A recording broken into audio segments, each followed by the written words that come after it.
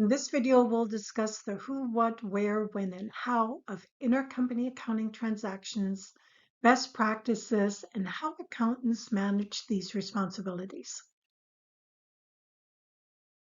Intercompany accounting transactions are accounting transactions that cross different legal entities that are under the same parent company. For instance, parent company A is the holding company for various software companies it acquired over the years.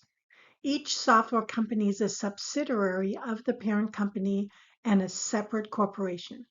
There are legal reasons why you want to have a separate entity, one of them being that any potential liability is limited to that corporation and does not affect the other businesses that are part of the overall organization. Most of the transactions for each of these corporations will be with external customers and vendors. However, there can be transactions between the corporations. For instance, when one subsidiary loans money to another subsidiary, or one entity holds a patent that another entity needs to sell its products. The most common intercompany transactions are loans and the related interest, sales, purchases, cost allocations, royalties, and dividends. If intercompany sales and purchases occur between subsidiaries, then there could be daily accounting transactions between these legal entities. So it's very important that you keep track of all intercompany transactions and that they're reconciled regularly, at the very least once a month. The basic requirements for intercompany transactions are intercompany agreements that specify the type of transactions and the pricing for the transactions. The price that one entity charges another is called the transfer price, and the topic of transfer pricing is a complicated one that I won't cover here. You may need legal advice to determine the amounts. The next requirement for an efficient intercompany accounting process is the invoicing of intercompany transactions and the frequent balancing of these amounts by account types. That can be tricky when these entities are in different countries and the currency fluctuations must be adjusted each month. For instance, let's say company A in the UK invoices company B in the US for 1,000 Great British pounds when each Great British pound costs $1.31 at the time of invoicing. That means that the 1,000 Great British pounds cost $1,310 in US dollars. Now, when the invoice is due 60 days later, the exchange rate has changed to, let's say, $1.40 USD for 1 Great British pound. That means that the $1,000 Great British pound invoice now costs $1,400 in USD. So that means that the US company has to adjust the amount that is due to reflect $1,400 and record the difference as a realized loss related to currency exchange rates. So it's important to have someone be in charge of publishing the official currency exchange rates each month, and each company has to adjust their outstanding balance if foreign currencies involved based on those currency rates.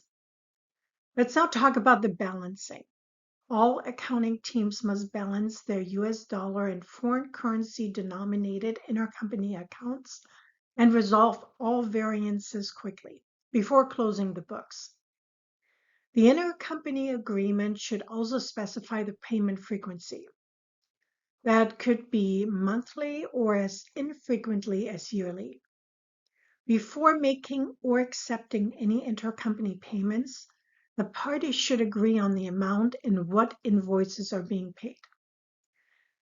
In the case of foreign currency denominated invoices, the currency rate should be agreed upon as well.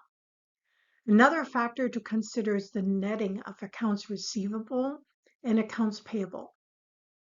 Can company A offset their payables to company B with what company B owes company A? There may be legal consequences if that is being done, depending on the country involved. It can also get very complicated if the subsidiary or parent company is in a country that requires foreign tax withholdings on intercompany transactions. There should be a defined process for who can record intercompany transactions. For instance, can an accountant record transactions across legal entities, meaning record an accounts receivable and sales transaction on one entity and the related purchase and accounts payable transaction on the other legal entity? Or do separate accountants have to record those transactions? In one organization I worked, cross-legal entity intercompany transactions were allowed, but had to be approved in the system by the controller of each legal entity before the accounting transaction was posted. So sometimes there were delays in getting entries posted into the accounting systems, which can be very stressful during month close. So it's important to set expectations as to who's responsible for what aspect of intercompany transactions. Some companies even have a service level agreement or SLA to specify timelines and expectations for each entity. The last point is intercompany eliminations at the parent company to ensure that the financial statements do not include intercompany transactions that are overstating the organization's true financial results. Now that you're familiar with the accounting structure needed for accounting transactions, let's move on and talk about the accounting transactions and how to record them. Let's look at this example of an intercompany transaction. Parent company A owns the licensing rights for software that is sold by various of its subsidiaries and software bundles. For instance, let's say that parent company A owns rendering software that is included when subsidiary B sells its gardening design software. Per the intercompany agreement, subsidiary B must pay the parent company A $75 for the sub-licensing rights each time it sells one of those software bundles for $500 to a customer. The ERP system can be set up to record the sale to the customer, the purchase of the sub-licensing rights from parent company A, and the sale of parent company A to subsidiary B if all the legal entities use the same ERP system and have agreed to do so. Now, it's not always feasible to have all corporations within the organization on the same system. For instance, the European Union has strict data security standards called GDPR that don't allow, for instance, sharing of customer data across global entities. So in those circumstances, each corporation has to record its intercompany transactions separately, and it would be very cumbersome to record each transaction manually. Even if you set up a data import for the transactions, it would still be a lot of work. In my experience, some companies end up recording these transactions at month close. That means in this example, we tally up all sales of subsidiary B that includes the licensing software from parent company A and invoice subsidiary B for $250,950. The parent company A records a debit to accounts receivable in our company for $250,950 and a credit to sales intercompany licensing. Subsidiary B records a debit to purchases licensing intercompany and a credit to accounts payable intercompany for $250,950. In this example, parent company A pays a legal invoice for $50,000 for subsidiary B because subsidiary B has insufficient funds to pay this amount. Subsidiary B agrees to repay the parent company within 14 months. The legal team prepares a loan agreement between the parties, and the agreement stipulates a $250 interest payment, which is accrued monthly. So when parent company A pays the $50,000 to the law firm, it debits loan receivable in our company for $50,000 and credits cash for $50,000. The legal bill is not an expense of parent company A, but rather a loan that is repayable by subsidiary B. Subsidiary B records this transaction by debiting the legal expenses and crediting loans payable in our company for $50,000. Then at each month end, the parent company records the interest income and receivable by recording a debit to interest receivable in our company for $250 and a credit to interest income in our company for $250. The subsidiary B records the interest expense and payable by recording a debit to interest expense in our company and a credit to interest payable in our company for $250.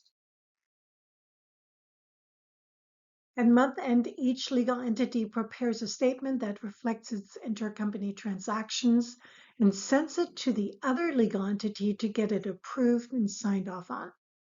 Several companies I worked for used reporting software that linked to the ERP system to prepare the statements for each legal entity, and I could just log on to the reporting system to extract the statement.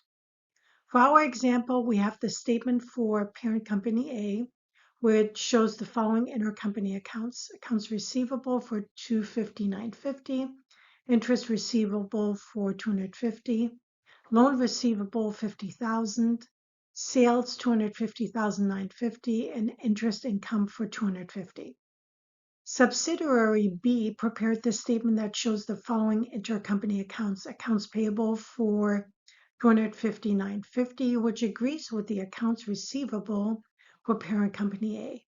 Next is the interest payable for $250, which matches up with the interest receivable for $250 on parent company A.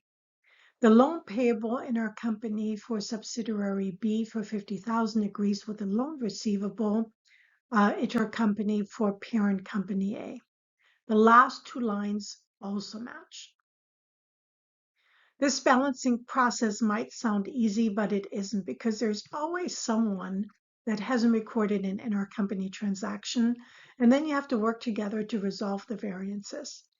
In addition, it is complicated by foreign currency fluctuations. Accountants also prepare balance sheet reconciliations for intercompany balance sheet accounts to prove that these balance sheet accounts are backed by substantive evidence that the balances are correct. Typically, each account or account type should have its own balance sheet reconciliation. Here's an example of a balance sheet reconciliation for the loan receivable intercompany account for parent company A. The cover page shows the header for this account, the signature section for the approvals, and the account purpose. For this account, it states that the loan receivable intercompany account is used to record loans that are owed by subsidiaries of company A. The balance in this account represents the unpaid portion of the loan. The interest related to this loan is recorded in the interest receivable intercompany account. Below the account purpose, the preparer of the account reconciliation enters the general ledger balance from tab A, which is the system general ledger report. Below that, the preparer enters the subledger balance, which is detailed on tab B. Tab B should show the details of the loan agreement, such as the length of the agreement and the information about the related interest, as well as the link to the loan agreement. In addition, I would add a copy of the confirmation statement from subsidiary B. After the preparer reviews the reconciliation, they sign off on it and then forward it to the next level of review and sign off on the balance sheet reconciliation tracker that they've prepared the reconciliation. That's it for this overview of intercompany transactions, best practices, and how accountants handle the related entries and reconciliations.